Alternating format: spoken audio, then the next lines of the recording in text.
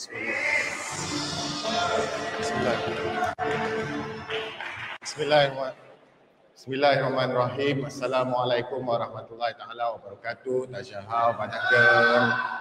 Salam sejahtera, salam perjuangan, salam reformasi, salam harapan. Dalam pilihan raya dia memang banyak jenis salam. Ayah, ibu, rakan-rakan yang saya hormati, pimpinan daripada negeri Perak, daripada Tapah, daripada pusat yang turut hadir pada hari ini. Kalau kita nak sebut satu persatu, saya rasa susah. Ya, kita ada Madam Saraswati, Naib Presiden Parti Keadilan Rakyat, YB Chong, YB Sandra, tak ada panggil YB, Saudara Kesavan, bekas ahli parlimen Sungai Sipun, Datuk Oms, dan rakan-rakan, Cikgu Hamidi, penceramah-penceramah lain. Setahu saya, Saudara Azam, Ketua Angkatan Muda Keadilan Tapah. Saya difahamkan pimpinan utama kita pun sudah sampai, beliau sedang beramah mesra, tapi kita teruskan dahulu dengan ucapan daripada yang lain, masuklah saya. Saya sampaikan juga salam daripada sahabat saya, Saudara Kamil, yang sepatutnya berucap juga di pentas ini. Beliau tadi dah separuh jalan, dia bergegas pulang, isterinya masuk hospital. Jadi biasa kita dalam tempoh-tempoh selepas pembubaran ni, siang mesyuarat sampai ke petang, malam bergegas pergi ke tapak-tapak ceramah, berkempen awal dan sebagainya. Sebab kita pada tahun ni kita berhadapan dengan keadaan pilihan raya yang cukup sukar. Pilihan raya banjir. Kalau dulu kita ingat 2018 kita pilihan raya pada tengah-tengah hari, minggu, iaitu pada hari Rabu. Kita ingat lagi kempen kita buat undi Rabu untuk bawa pulang terutama anak-anak yang merantau di luar daripada negeri masing-masing untuk balik dan undi. Sampai kita dapat 82% jumlah keluar mengundi paling tinggi dalam sejarah negara 2018. Dan itu yang memungkinkan pada waktu itu untuk kita akhirnya menjejakkan kaki ke Putrajaya. Cuma sayangnya kita masuk ke Putrajaya pada waktu itu tanpa Datuk Seri Anwar Ibrahim bersama dengan kita. Tapi tahun ini akhirnya kita dipanggil untuk masuk ke dalam pilihan raya sekali lagi, dan kita beruntung dan kita rasa kali ini lebih bersemangat kerana sekurang-kurangnya kita ada Datuk Seri Anwar Ibrahim bersama dengan kita. Dan ini yang kita nak angkat sebagai Perdana Menteri daripada Pakatan Harapan. Cuma masalahnya kita ada semangat. Kita nak angkat pemimpin-pemimpin kita dan terutama sekali nak tumbangkan sekali lagi UMNO Barisan Nasional ini yang kita anggap sebagai sebuah parti politik pemimpin kerajaan yang angkuh. Tapi kita juga masuk dalam pilihan raya dengan keadaan yang berbelah bahagi. Kerana ini undi yang pilihan raya dalam keadaan banjir. Kalau kita ingat tahun lepas, kita hadap banjir ni bukan hanya di beberapa negeri sahaja. Kalau dulu-dulu, saya ingat waktu saya sekolah dulu, kalau cerita banjir ni yang teruk-teruk pada musim monsun selalunya akan berlaku di pantai timur, di Kelantan, di Terengganu, di Pahang dan sebagainya. Tapi as time goes by, sekarang ini dengan pembangunan yang kadang-kadang tidak dikawal, dengan buatan manusia, dengan perubahan iklim dan dengan pelbagai lagi perkara di sekeliling kita ini, kita tahu sekali monsun hadir, sekali monsun datang, terjejas itu sampai ke sekarang ni 9 buah negeri bakal terima hujan lebat yang akan mengakibatkan banjir dan bencana besar. Banyak kali Jabatan Meteorologi bagi amaran, tolong bersedia, kita akan hadap banjir yang cukup memudaratkan, akan jauh lebih besar daripada tahun-tahun sebelum ini. Kita ingat tak banjir besar November tahun lepas, banyaklah, Perak pun kena, Selangor kena, Johor kena, Kedah kena. Dan sekarang kita nak ulang sekali lagi ni dengan keadaan kita tak bersedia. Bila kita cakap kita tak bersedia, bukan kita cakap rakyat tak bersedia. Saudara, dalam Malaysia rakyat kita sentiasa bersedia untuk berhadapan dengan bencana banjir. Sebab kerajaan kita tak pernah bersedia, pelan mitigasi kita tak tahu apa dia. Pelan adaptasi pun kita tak ada.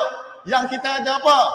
Yang kita ada hanyalah akhirnya pembentangan bajet separuh masa yang kita pun tak tahu apa nak jadi dengan bajet tersebut, dan juga dengan kerakusan Presiden UMNO Zahid Hamidi nak paksa negara ini masuk pilihan dalam keadaan sebegini rupa. Dan akhirnya bubar selepas bajet dibentangkan pula itu. Jadi apa guna bajet besar, bajet gergasi, bajet paling besar dalam negara ini, dalam sejarah negara? Jadi untuk apa lah sekali? Ini keadaan yang kita hadapi. Sebab tu saya kata pilihan raya kali ini cukup sukar, cukup mencabar, dan paling saya geram sekali adalah pilihan raya paling kurang ajar. Dia tak hormat dengan kesusahan rakyat. Tapi kita tak naklah cakap lebih-lebih pasal Barisan Nasional dan sebagainya. Biar kita cakap pasal rakyat.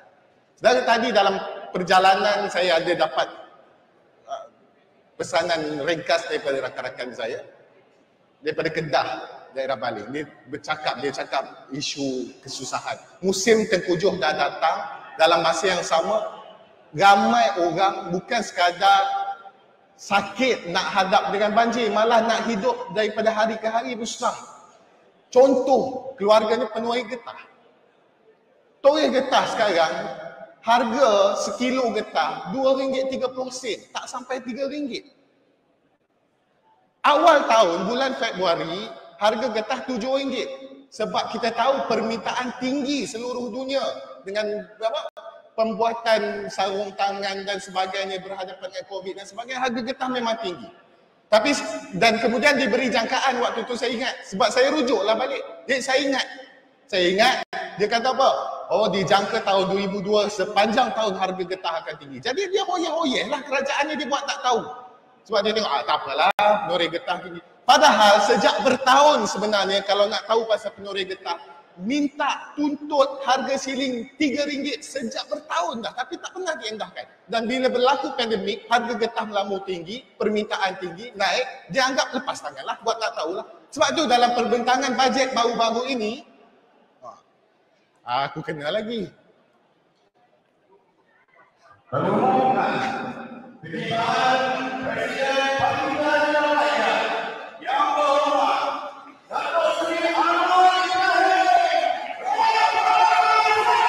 Reformasi,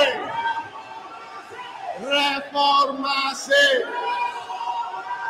reformasi, lawan, menang, melintang, patah. Ini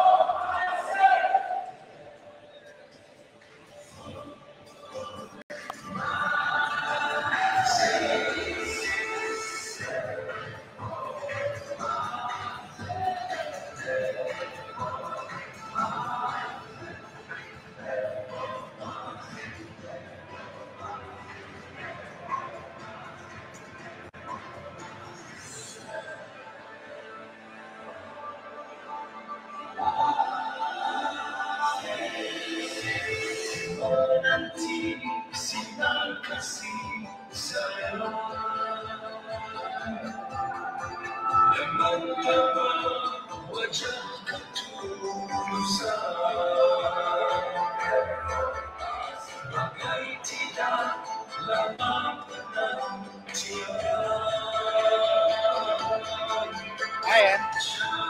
Ayah, 5 kali dah ceramah macam ni.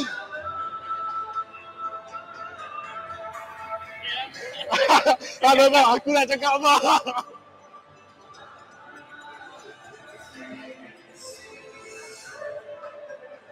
Baik.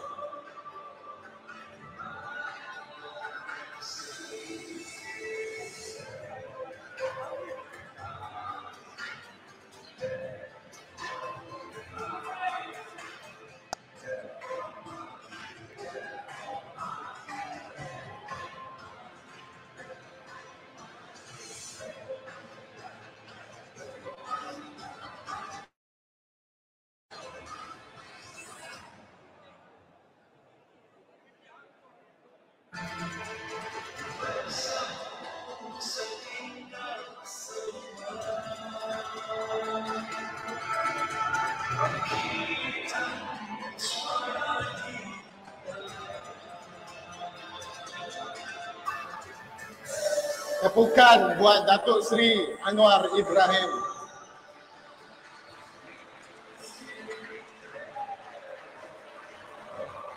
Berkenan.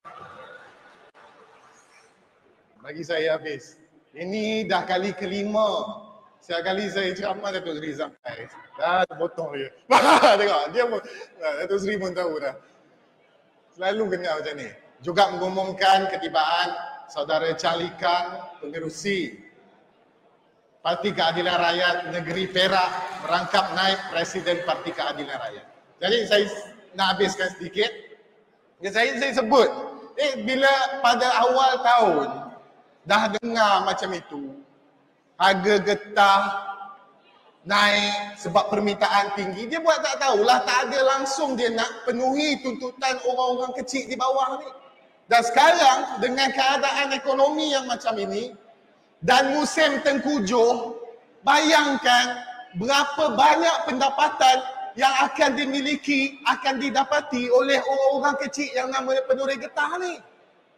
Secara purata, kalau kita cari balik laporan-laporan berita yang berkait dengan kesusahan penuris-penuris getah ni, pendapatan purata mereka satu bulan 600 ke 700 ringgit. Walaupun duduk di kampung, ini tetap di bawah paras kemiskinan yang sangat ekstrim. Siapa boleh hidup dengan 20 ringgit segini? Nak makan apa? Nak tanggung anak bini pakai apa? Nak bayar bil api, bil elektrik pakai apa? Bukannya duduk di kampung curuk-curuk di baling tu tak pakai api elektrik, pakai air. Jadi ini kesusahan yang dilupakan oleh pemimpin Barisan Nasional dan UMNO ni. Dan sebab tu dalam ceramah-ceramah, dalam jelajah yang kita bawa sekarang, yang datang siapa? Orang-orang macam ni. Orang-orang biasa, rakyat bawahan yang terkesan dengan pentadbiran cacar mara oleh Barisan Nasional dan partner ingkerannya Perikatan Nasional ni. Sebab itulah, saudara-saudari, dalam kita nak memilih kerajaan, yang pertama pilihlah kerajaan yang akalnya, hatinya, perutnya tu fikir pasal rakyat dulu. Ambil pemimpin yang latar belakangnya kalau pun tak susah, sekurang-kurangnya dia bergaul dengan orang susah supaya dia tahu apa perasaan jadi susah dalam negara ni. Ambillah pemimpin, angkat pemimpin yang bukan hidup dia bermewah-mewahan. Saya tahulah dekat mana-mana tempat pun dalam negara ni, biasa kita tengok YB satu penggal dah naik rumah bangun 4-5 juta. Ini biasa. Selalu datang daripada parti yang tu lah. Kan? Kita nak angkat pemimpin, biarlah padan dengan masalah yang sedang berlaku dalam negara. Kalau kita tengok bajet yang dibentang, bajet tak jadi yang dibentang tu, banyak perkara walaupun dia umum dengan perbelanjaan yang cukup besar, yang akan datang nanti untungnya pergi kepada poket-poket kroni juga akhirnya 97 bilion itu untuk projek besar. Penuris getah kecil yang tuntut harga getah dinaikkan zilingnya ketetapan RM3 sekilo ni sampai sekarang tak dapat lagi. Baca, cari, ada yang tulis dalam Facebook dah. Ada dah anak-anak Menoreh ni yang buat Yang buat hantaran di media sosial bagi tahu. Takkanlah dengan bajet sebesar demikian tak dipikirkan langsung soal nak naikkan harga nak naikkan silih harga getah ke RM3. Tak minta banyak RM3. Kita tahulah pada yang bulan awal-awal pada tahun lepas demand tinggi, kita boleh minta sampai RM10. Tapi ni RM3 cukup sikit saja dia nak tambah lipat gandakan sedikit dia punya pendapatan harian. Dan ni nak datang ni musim penghujung lagi sekali. Akhirnya habis orang ni. Ini baru cerita penuris getah. Banyak lagi nelayan, petani, pesawah, orang-orang yang kerja bawa motor, hantar makanan, orang yang bawa teksi. Ini orang-orang yang kita ini orang-orang yang kita tak angkat melalui kerajaan ni.